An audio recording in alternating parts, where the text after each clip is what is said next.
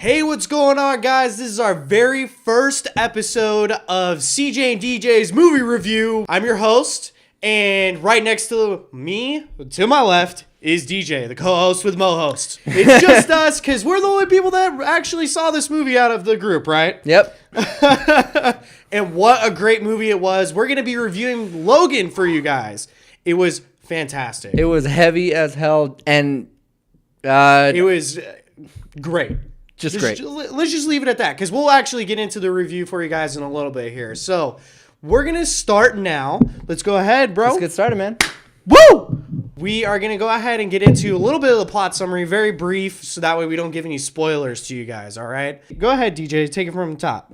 Well, we have the year 2029, and we A little bit in the future. A little bit in the future, we have Hugh Jackman playing Logan again, nighttime playing the role, and he's old man Logan. He's weathered. He's a little bit weak. The dude looks beat up.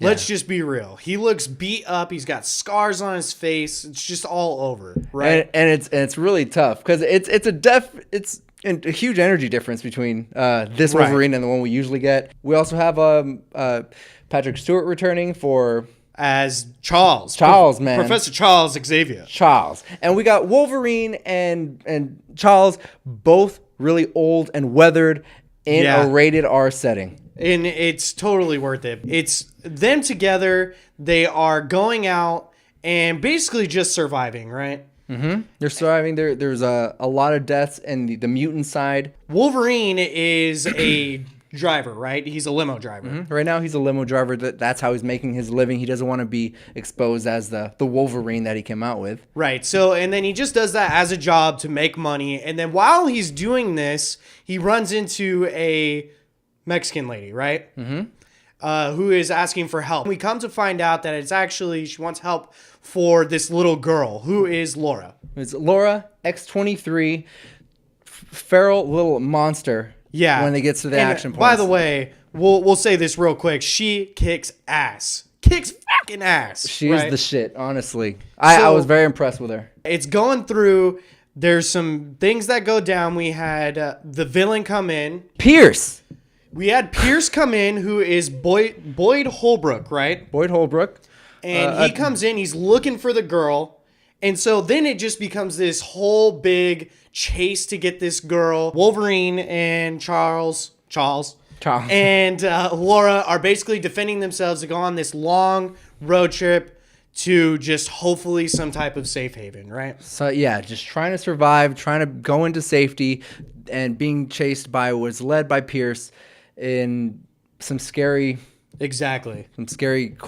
government kind of stuff. We want to get rid of some mutants, and we need that girl. We'll leave the details for a spoiler review, which will be probably a part of our CJ and DJ's movie Power Hour. Mm-hmm. We're getting really in-depth analysis in case you guys haven't seen it. Go check it out. Scene by scene breakdown. We would be doing that for when we actually review that for the CJ and DJ's movie Power Hour. We're going to go ahead and getting into the cast now. So we already mentioned a lot of the cast, right? Mm-hmm. And we're just going to go ahead and we're going to give how we thought the performances were. Hugh Jackman, obviously, as Wolverine and Logan. Old man Logan. How do you think he did for that? Goodness. He does epitomize the role, as always, even though it is his own interpretation of Wolverine. But this was a very different Wolverine, and I thought it was acted beautifully. Amazing, right? Like the best performance of Wolverine I feel like we've even seen. It was totally great. And I mean, I know it seems like we're just sucking the teat of this movie, but it was really a phenomenal movie. Very well deserved. A lot of good acting. We have Sir Patrick Stewart coming back as Charles Xavier, right?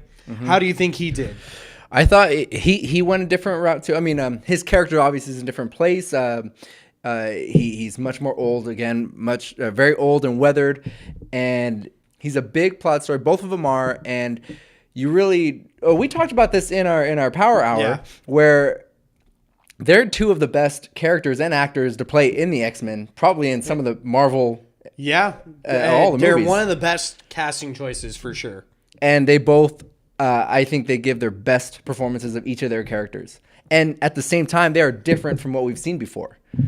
It was an interesting route I thought that they took with Charles. It's one that we haven't seen yet in this whole series. Mm-hmm. And I was down with it. I liked it. It totally worked for the movie, and I was totally bought into it. Right? Mm-hmm. And Wouldn't you say? Completely. But we also have the co-star, the leading lady, which is X-23, a child actress. How do you think she did?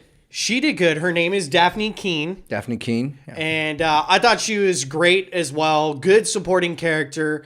There was one minor thing that I really didn't like, and it had to do with the speech and everything, right? Yeah, some of the dialogue. Some of the dialogue, but you know what? For being that young and playing such a feral monster for the most part, I mean, of course, she's not, she's not evil, but she's a good character in this.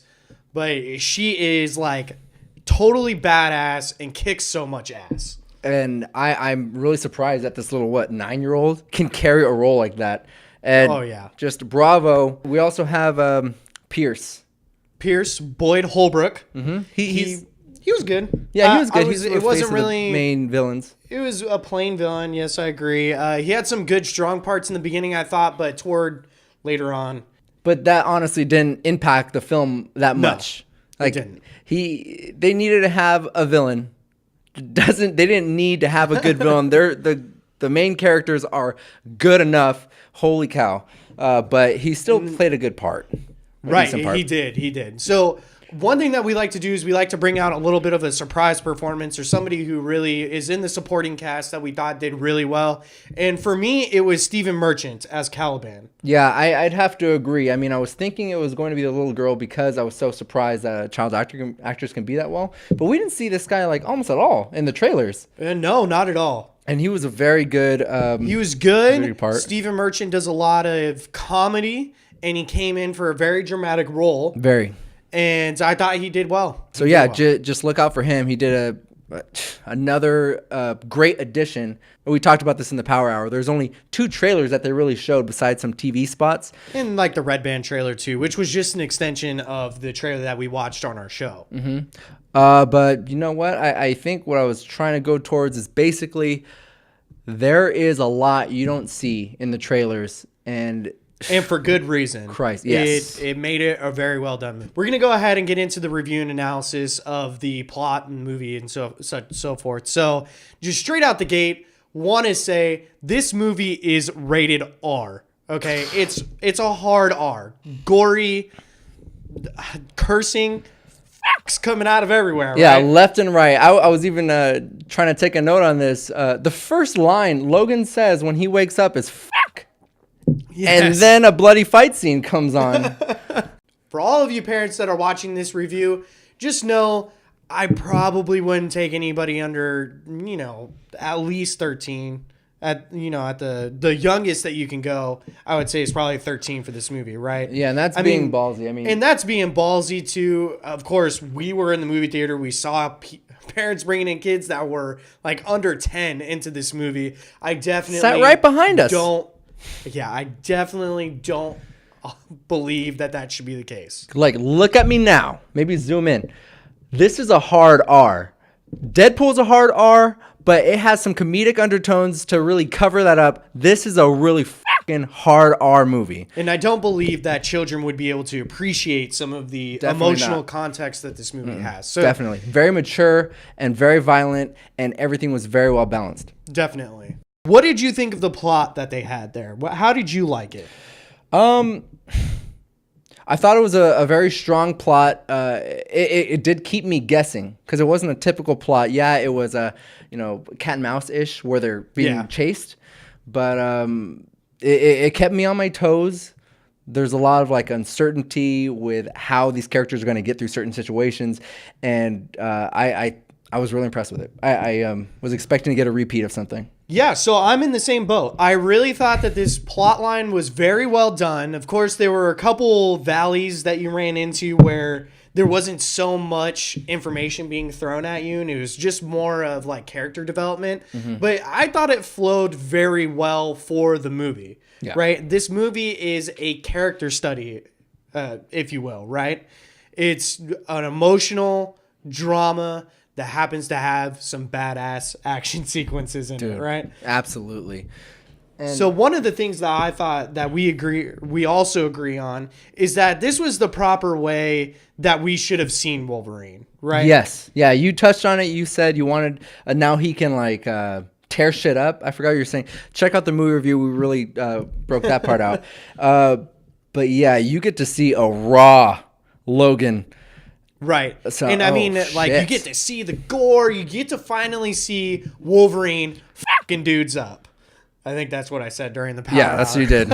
Shit up, I think. So it was well worth it. The way that we should go with Wolverine is best portrayal, and it didn't take you out of the movie at all. It felt like it should have been there. And we went to see this movie together. On the way there, you were thinking, man, I really hope they do some more rated R movies. I think Fox should just transition. I'm like, hold on, bro. I kind of feel like the X-Men might be a little bit better for the youngins. But, dude, a third way through this movie, I'm like, all in. Just do it. You're doing this so well, Fox. Deadpool and Wolverine. Just go for it. I think we're at the point now where, you know, everybody is used to comic book movies, and I feel like it's actually become a lot more adult. We got people in our 20s really into it, 30s and really into it, 40s really into it, right? Yeah. And we are ready for this kind of material. This isn't dumb action. This is very mature, quality content. It's more like a drama with superheroes in it than I would actually say is a superhero movie, right? Correct, yeah. And in the character development, like relationships that are being developed, just talking. Even there is a scene in the trailer where they're all laughing with a different family. You barely meet the family, and seeing the bond between all the characters, like no one was getting hurt, and I was getting my eyes watery a bit. Yeah, they did a really good job. It was heavy. It was great. Heavy. Let's go ahead and give our rating for it, shall we? Mm-hmm.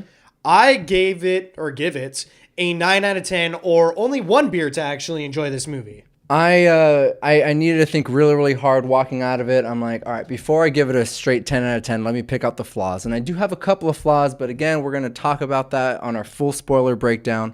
I also gave it a 9 out of 10. I think this is a near perfect movie. All right, no, let me see.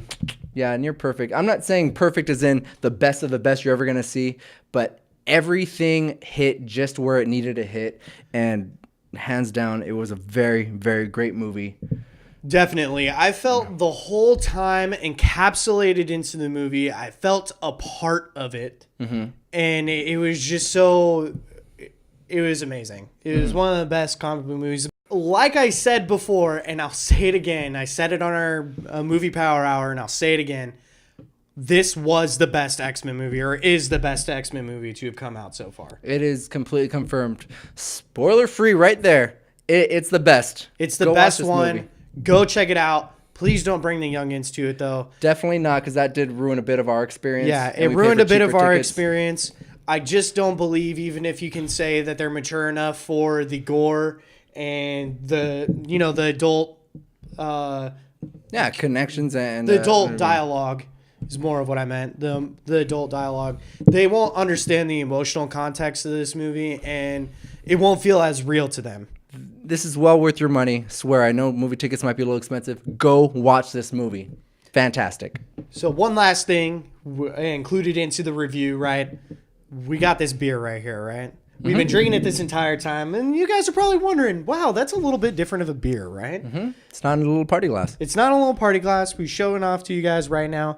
We chose for this movie to pair with it, right? Mm-hmm. To pair with this movie, a deep, bold stout. Gritty, lots of full flavor and adventure in the beer glass, right? Absolutely. And that's how this movie felt. It felt so good. It felt so raw. Everything about it was so great. We both gave it a 9 out of 10, or this one beer that we're having right now, right? Yep. Let's go ahead. Finish off. This was your guys' movie review. We're going to finish this right now. Oh, shit. Okay. All right. We'll catch you guys again soon. Check out our next review, which is going to be Kong Skull Island. Mm-hmm. It's going to be next week. And check us out on Movie Brewhouse Productions on YouTube, like you guys are looking at right now. Click like and subscribe for us, please. You want to see more of these reviews? Well, you got to like and subscribe, right? Yeah, absolutely. Check us out on Facebook at Movie Brewhouse Productions. Also, Instagram Movie Brewhouse Productions, where we put up all of our movie posters. Obviously, not this one right here, but all the ones that my cohort DJ makes himself. We also put up random photos of us just doing our show, right? Yeah, we have a good old time. We have a good old time. Check it out. Again, Movie Power Hour is a blast. Check all of our videos. And we also are on Twitter at Movie Brewhouse. We'll be tweeting out stuff to you guys all the time. This is CJ and DJ's Movie Review. We'll see you next time.